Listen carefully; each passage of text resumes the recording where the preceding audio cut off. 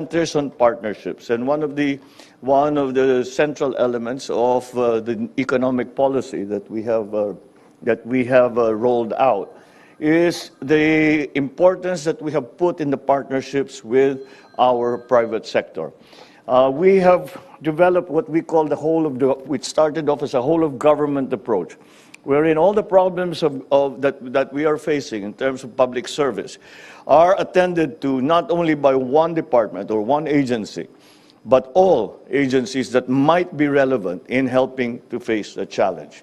Now, in the context of businesses and partnerships, what we have come to extend that concept now to the whole of nation approach. And we believe, it is certainly my belief, that the government can do much, but the government needs partnerships with every sector of government. And the private sector plays an enormous part in in those development plans that we have. Malaysia is still the fourth top source of foreign direct investment to the Philippines. The FDI from Malaysia stands at about $108 million, which continues to indicate a strong interest from Malaysia to the Philippines. However, it has been at that level for a fairly long time now, and I agree. I think that it's time that and this provides many new opportunities, and that will give us a chance to increase that level of trade that we have been achieving over the past many years. We have met with a number of Malaysian businesses in the key sectors of agriculture, transportation, and technology.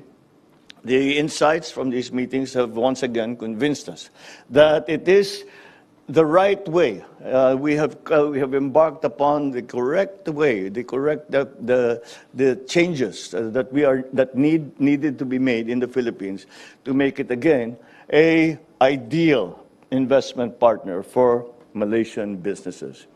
So once again, I thank you all for joining us here and for your continued interest in the Philippines and in partnering with our private sector, with our government, and in any other way that we can achieve, so as to further this transformation that we are trying to bring about in the Philippines. The investment commitments that we have received thus far are valued at around $235 million. Which is a good indication that there is strong interest from Malaysia to invest in the Philippines. The engagement with Malaysian companies and business leaders this morning yielded very interesting and what I believe will provide for mutual beneficial outcomes for both Malaysian and Philippine companies. At present, Malaysian investments already provide a valuable contribution to the Philippines and its economic development, particularly in terms of the administration's food security, and in terms of infrastructure development, job generation for our Filipinos. We continued our commitment to support not only prospective Malaysian investors, but most particularly the Malaysian companies who are currently doing business as well in the Philippines already. We have identified manufacturing, agribusiness, service industries, infrastructure, and property development, energy, especially renewable energy, and the Bimpiaga priority industries, such as the priority sectors of investment promotion for and to Malaysia. So let me focus on the policies and programs we have set in motion. This is to support our proposition for the Philippines as your strategic partner for regional and growth investments. We have broadened the range of liberalized business and sectors through the passage of key landmark legislation, such as the Retail Trade Liberalization Act, the Foreign Investments Act, the Public Services Act, and the Renewable Energy Act. Through these measures, we have opened up sectors including air transport, telecommunications, shipping, retail, and renewable energy projects to foreign ownership. Again, this is probably a very good example to cite in terms of when we talk whole-of-government approach. As you can well imagine, we could not possibly have achieved these changes without a close coordination with our partners in the legislature. And that is why we consider them again to be essential in understanding and promoting and finally enacting what amendments are necessary to the existing laws and to enact new laws, which we think are more attuned to the times that we are living in. So we have made our system of corporate tax more business-friendly, with a lower tax rate and improved mechanism for tax and duties incentives. We continue to seek ways to facilitate and expedite investments. We have recently established green lanes for strategic investments. It is a means of applying the whole-of-government approach so as to make it easier for our foreign partners to facilitate to work in the highest levels of government and to make the critical investments that are necessary for the development and competitiveness in the Philippines. We are also leveraging our active participation in multilateral platforms to sustain and promote its economic agenda. So we have all joined the RCEP, or the Regional Comprehensive Economic Partnership. This again opens markets to the Philippines. However, the fact that these markets are open to us does not mean that that is necessarily going to be a success unless we make ourselves competitive. And that competition is what will make the economy healthier. And that is why the investments are necessary, and that is why the transfer of technology is necessary. And that is why the what we have to redress the balance, for example, between the contributions to GDP. We are, at the present, it is a large part of the majority of the GDP, the contributions to GDP are in service industries, which is fine. So we are a service export hub in the Philippines. However, we have to redress that balance and put manufacturing also at a more even level with the service industries in terms of their contribution to the GDP. And for that, we need capital-intensive investments.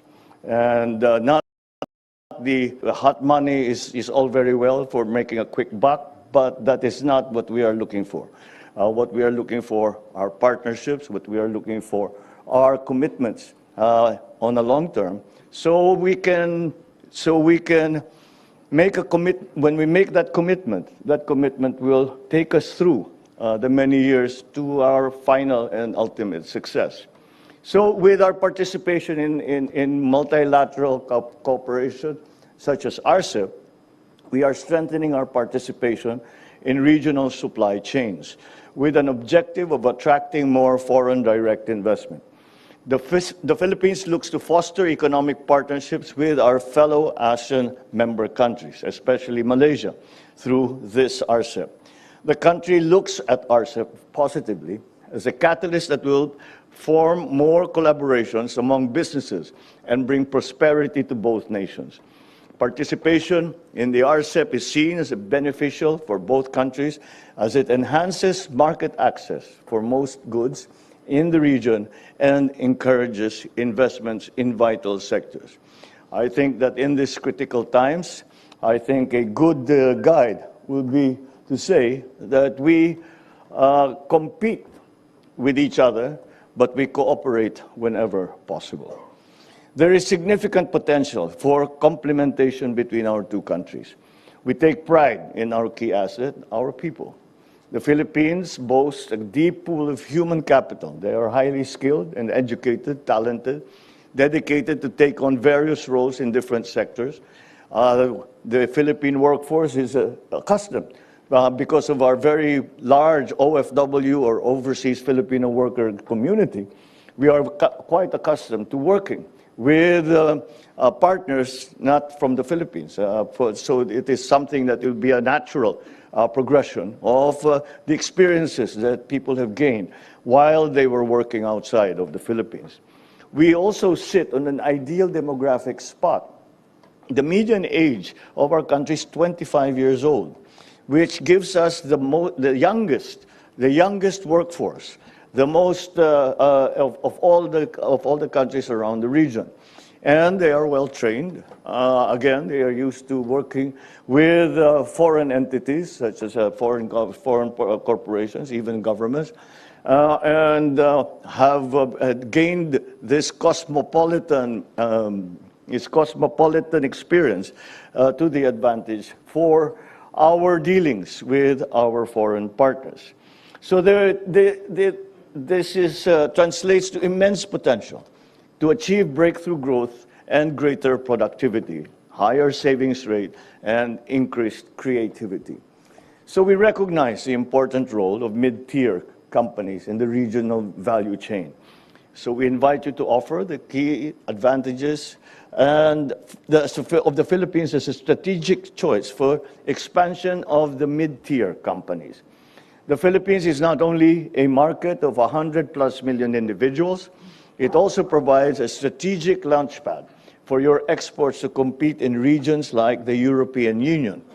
With the European Union's agreement with the Philippines, our EU GSP Plus advantages, local manufacturers and investors enjoy zero tariff access to the EU for over 6,000 product lines. So let me end with this assurance that we are committed and will continue to commit our support to Malaysian investors. I thank you for your interest and your confidence, and I look forward to the Malaysian business community coming to the Philippines and working together with the Filipino counterparts in partnership to unlock value not only in our two countries, but in our entire region. So, as the slogan that we have adopted goes, let us all make it happen in the Philippines. Mabuhay, terima kasih, banyak, banyak, banyak, banyak. Thank you very much. Magandang umaga po sa inyong lahat.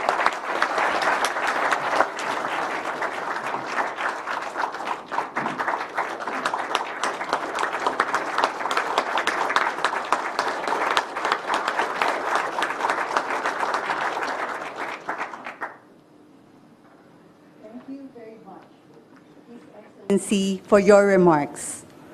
Before we move on to the next part of the program, we will have a brief photo opportunity with His Excellency, President Ferdinand Romualdez Marcos Jr., to commemorate this momentous occasion.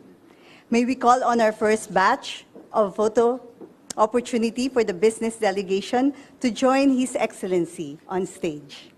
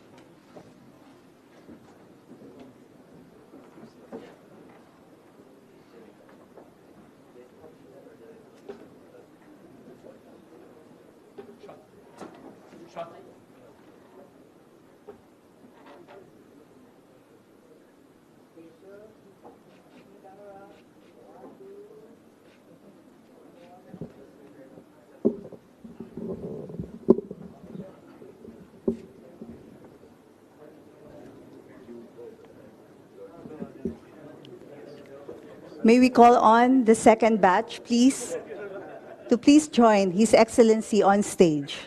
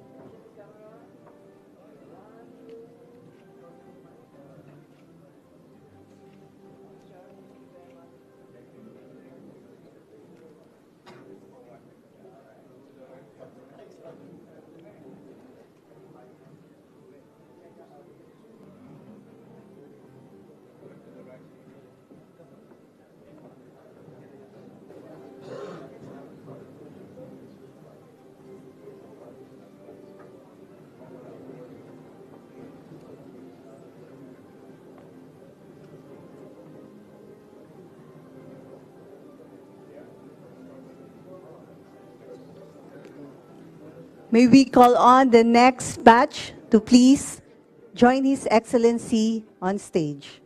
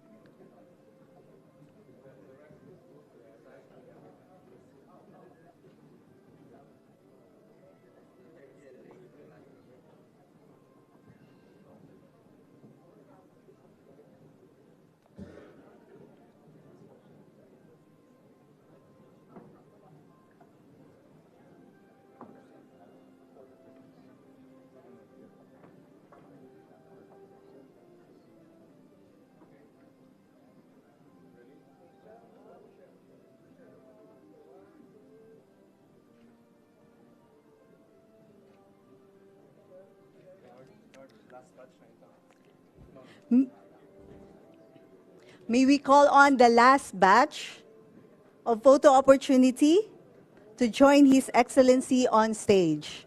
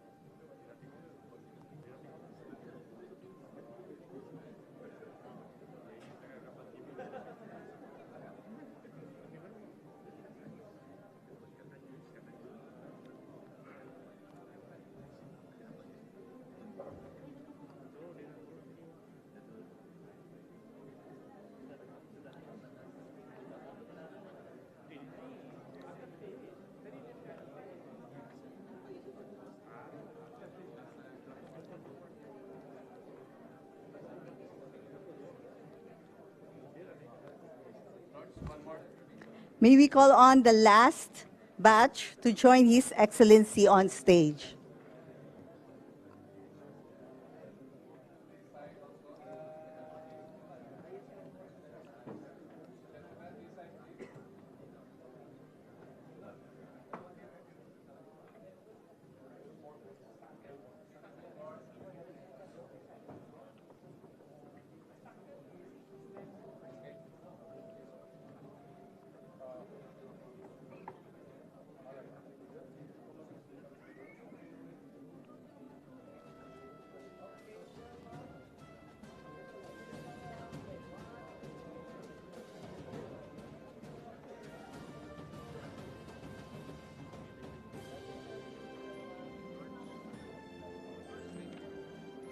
Thank you, ladies and gentlemen.